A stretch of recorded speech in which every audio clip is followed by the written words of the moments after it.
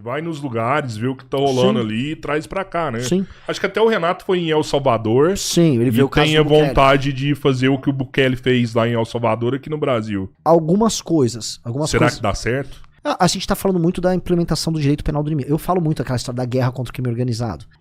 Eu não vejo hoje uma resposta que não passe por uma declaração de guerra e um estabelecimento de uma legislação específica para inimigos, que no caso seriam os faccionados, para a gente retomar esses territórios. A gente tem uma parte importante da população brasileira, mais de 20 milhões de pessoas que vivem sob território inimigo. A gente tem uma ocupação ilegítima, cara. O crime organizado tem que ser visto como um terrorista. Isso. E o direito para ele não é igual. Um membro do crime organizado não dispõe dos direitos e prerrogativas que Vamos supor, você assaltou um banco. Você não é um faccionado, você assaltou um banco, você vai se fuder, mas você vai dispor do seu direito de defesa. Um faccionado, ou seja, um membro de uma organização que a existência dela nega o Estado Democrático de Direito, que não é o teu caso, você teria sido um criminoso. Aquela associação como o Comando Vermelho, eles não podem dispor, não, vou pegar um cara que estava armado com um fuzil, que tá ali fazendo uma ocupação territória, semi-escravizando uma população ali. Não, esse cara aqui vai chegar o advogado e ele vai guardar em liberdade. Não, caramba. Ou a gente usa, e tem um autor alemão, que é o Günther Jacobs, que criou a tese do direito penal do inimigo, e a gente tem que fundamentar uma legislação para fazer o enfrentamento desses caras. E entender que esses caras precisam ser tratados como uma exceção. O cara do crime organizado. E libertar essas regiões, por exemplo, boa parte das periferias do Brasil, a região metropolitana de Belo Horizonte, a gente tá em Minas, a gente sabe, crime organizado. São Paulo, PCC. Rio de Janeiro, TCP, ADA, CV e milícia. Aí você vai pro Nordeste, vai ter nas facções específicas. É ocupação territorial. É um caso clássico de ocupação territorial. Cara, mas a gente tem facções criminosas no Brasil, sei lá, desde a década de 80, talvez 70, ou antes, sei lá. E de repente o Renan de 2024 não falava sobre isso, agora o Renan de 2025 batendo firme nessa questão de segurança pública. Porque o Renan de 2024 não tava estudando. Definitivamente, assim, o Renan de 2020, na verdade, 2023, ele nunca se debruçou diante de uma montagem do partido e falar, ok, a gente tem obrigação de vir com soluções originais para os problemas nacionais. Eu era débil nisso, a gente era débil nisso. Assim como a gente era débil em várias outras áreas. Assim como, sei lá, eu tenho uma entrevista maravilhosa do Arthur com o Bolsonaro. O Arthur fez meio que mamãe falei no Bolsonaro no Congresso. Simpático, tá? Mas mamãe falei. E aí o Arthur ficava cobrando assim, pra salvar o Brasil tem que privatizar a Petrobras. Hoje eu olho, filho, desde quando pra privatizar o Brasil a solução... eu não tô entrando no mérito. Isso nem de longe passa pela solução dos problemas brasileiros. Mas o nosso discurso liberal era muito infantilizado. E aí depois a gente foi amadurecendo. Os mandatos ensinaram a gente a amadurecer. A participação em campanhas, a gente foi amadurecendo. E aí agora a gente tá montando um partido e falou, eu vou montar um partido e eu vou ficar, o quê? Repetindo platitude? As intuições e as experiências nossas foram obrigando a gente a estudar e buscar novas soluções. Essa é uma solução que me parece natural. A forma como o crime organizado se protege da legislação brasileira e a forma como ele atuou de maneira ofensiva, invadindo os espaços institucionais, então ONGs fazem lobby em Brasília para passar a legislação sobre matéria prisional, para falar com o Ministério dos Direitos Humanos, com o Ministério da Justiça, com parlamentares, isto acontece. Tem um filme na Netflix que chama O Grito, que foi feito numa joint venture do PCC e do Comando Vermelho, tá disponível pra pessoa assistir na Netflix, foi financiado com dinheiro do crime, e os caras estão lá naturalizando o crime organizado como se fosse a coisa mais natural do mundo. Se a gente achar que com a nossa legislação merda a gente vai combater isso, a gente tá fudido. Por que o cara entra no PCC? Por que o cara entra no Comando Vermelho? Grandiosa pergunta. Se eu for pensar... É que assim, o PCC é uma organização super complexa. Agora a gente teve em São Paulo a experiência de ver como é que funciona o complexo do roubo de cobre. Né? Como roubam um fio de cobre, quais são os ferro velhos que escondem o cobre. Tem todo um complexo. Então, ali é um empresário picareta que se associa com um cara do PCC. Esse cara se junta nisso, numa operação empresarial. Agora, pra gente pensar, que acho que é em geral que todo mundo imagina, como entra o jovem que tá com a arma e... Já identificaram um garoto 15 a 24 anos... periférico, sem muitas expectativas, oriundo de uma família problemática, em geral, sem pai. Na verdade, você tem uma correlação mais forte entre ou mãe solteira ou mãe na adolescência com o filho tentado no crime, do que o índice Gini ou mesmo, sabe, pobreza pura e simples. Ou seja, às vezes o cara nem é tão pobre quando comparado com outro pobre que tem o pai, sei lá, pai, mãe, filho, o cara tá numa igreja evangélica. Não tô nem falando da qualidade da igreja evangélica. Só dele ter o pai presente, a chance dele estar no crime é menor do que um cara que tem uma renda um pouquinho melhor, mas ele não tem uma construção familiar. Não tem uma estrutura familiar tão consolidada. Este cara, ele entra no crime e ele nem ganha muito. Ele ganha pouco. Só que aí ele tem que subir no ranqueamento e aquilo dá prestígio social, aquilo dá significado pro cara, aquilo dá um emprego pra um cara que já não seria muito capaz de muitas outras coisas, porque ele é oriundo de uma base familiar desconstruída, não deve ter ido muito bem na atividade escolar, ou seja, esse cara tá abandonado no mundo. Este cara é a matéria-prima que eles utilizam vamos dizer, matéria-prima não, né? Esse cara é a mão de obra básica do crime. Esse cara, a gente tem que resgatar esse cara. Por que os pais estão abandonando os filhos? Cada vez mais mães solos. Os filhos, as mulheres, a família, né, no caso. Abandonando a família. Uma puta, assim, talvez não seja capaz de dar uma resposta firme nisso. O que eu sei dizer, assim, o número de... A gravidez na adolescência diminuiu nos últimos anos, mas as mães solteiras aumentaram. O que ainda tem um índice muito alto de gravidez na adolescência nas regiões norte e nordeste. E eu acho que a gravidez na adolescência incide muito mais sobre a formação de um menino problemático que vai entrar no crime do que inclusive a mãe solteira. Agora, a mãe solteira tá... A família desconstruída realmente é um problema social grande. Tanto que resolver esse problema é atacar a questão da educação, da segurança pública de maneira muito efetiva. É nesse ponto que eu quero chegar, porque assim, são tantas variáveis envolvidas, né, que a gente tem que olhar tantos setores, né, de dar um bom emprego, né, da educação, do que sentar o dedo, entendeu? Essa questão da segurança pública, não, sim, é urgente, tá caótico, mas eu acho que sentar o dedo nesse momento, a gente só vai promover uma chacina e não vai resolver nada. É que o sentar o dedo é sobre recuperação de território. Se a gente estivesse falando, talvez, em 1987, em que a ocupação desses territórios ela era muito mais precária do que ela é hoje, talvez essa discussão fizesse sentido. Hoje a ocupação é real, ela é concreta. Os negócios que são feitos lá, especialmente pelo PCC, que é mais profissional, são negócios bilionários. Não quero aqui tomar processo, mas vamos ser mais ousados. O PCC atua, inclusive, no Porto de Santos.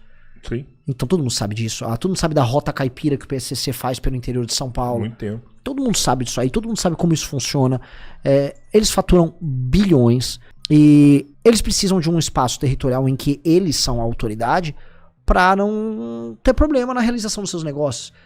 Isso é muito mais claro no caso que envolve o Comando Vermelho e outras facções mais simples do que o PCC, porque para eles é ocupação territorial ou nada. O PCC, eu gosto de explicar da seguinte maneira. O Comando Vermelho faz uma ocupação horizontal. Então você olha o mapa, ele precisa da ocupação horizontal do mapa. Essa área é minha e eu tenho minha tropa aqui, eu pego a cocaína, o processo aqui, aí eu distribuo para as bocas para vender. O PCC também tem a horizontal, mas ele tem a ocupação vertical. E onde ele está? Na pirâmide social. Promotor, delegado, político, ONG, imprensa. Então a ocupação vertical é mais perigosa, que é aí que você vira um narco-estado. E o PCC faz essa ocupação vertical. Para enfrentar essas duas coisas, tem que ter inteligência, mas você tem uma questão de uma recuperação do território. Porque se você não tem a recuperação do território, você não vai conseguir implementar política pública. Como é que você vai implementar? A gente tá falando de várias políticas públicas. Como é que a gente vai implementar uma política pública de educação num bairro ocupado pelo Comando Vermelho? De maneira clara, você não vai conseguir ocupar, você não vai conseguir fazer. Como é que eu vou fazer um processo de desfavelização que passa por outorgar título de propriedade para morador daquela favela, para que ele possa se bancarizar e eventualmente usar aquilo como um colateral no financiamento para um negócio? Cara, hoje não dá. Hoje a propriedade que não existe, né? A posse precária do cara é garantida pela autoridade local, que é do Comando Vermelho. E se ele não gosta de você, ele tira você de lá. Isso acontece muito. O tempo todo. Então, como é que o Estado vai atuar ali? O Estado brasileiro tem que ter uma vitória militar sobre esses caras, política e militar, reocupar esse território, e aí ele tem que inserir essas pessoas dentro do país Brasil. De verdade, assim, elas têm que ser inseridas economicamente, socialmente, escola, ocupação urbanística, que é o maior desafio social do Brasil no século XXI. Esse é o grande desafio social, porque a grande pobreza que tinha nos interiores, ela se acumulou nas cidades grandes. E ela virou um troço que é uma paisagem urbanística feia, é violento. É ali que tá a violência, é ali que tá a pobreza, é ali que tá tudo. Vamos resolver essa porra ali. Ali tem que ser resolvido e passa pela destruição desses caras. E por quê? Já imagina, a gente tá vendo a guerra na Ucrânia. Já imagina, já esses caras têm drone. Ninguém tá falando muito disso. Já esses caras têm drone.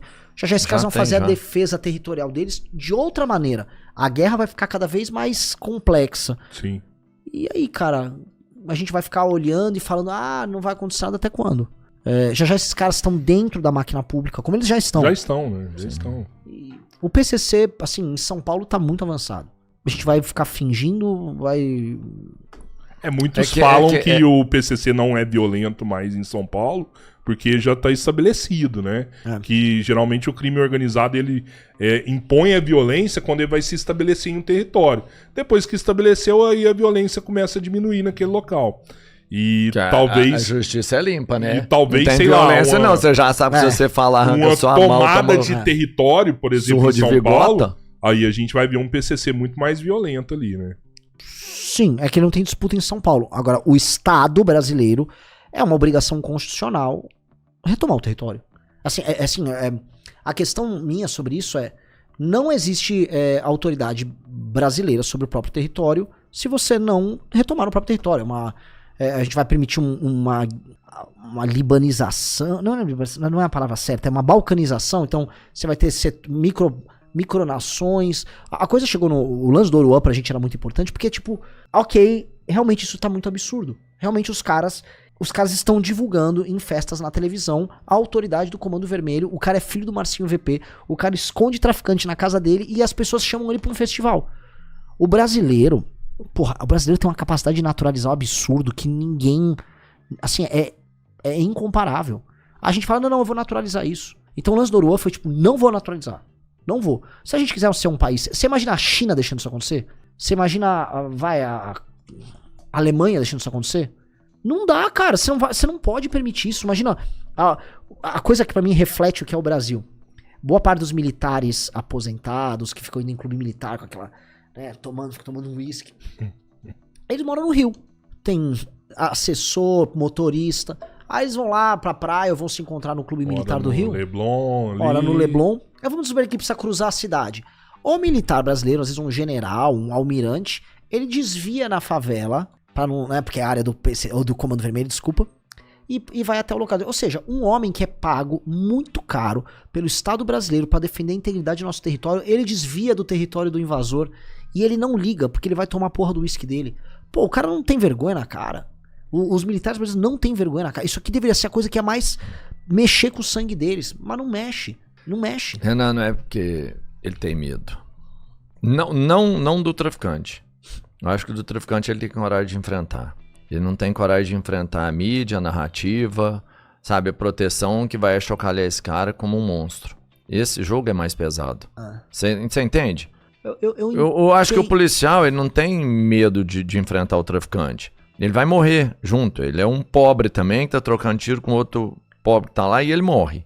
O policial morre junto nesse confronto. Ele não tem salário, ele não tem nada, ele não tem nem apoio do Estado pra fazer o trampo que ele é obrigado a fazer. Sim.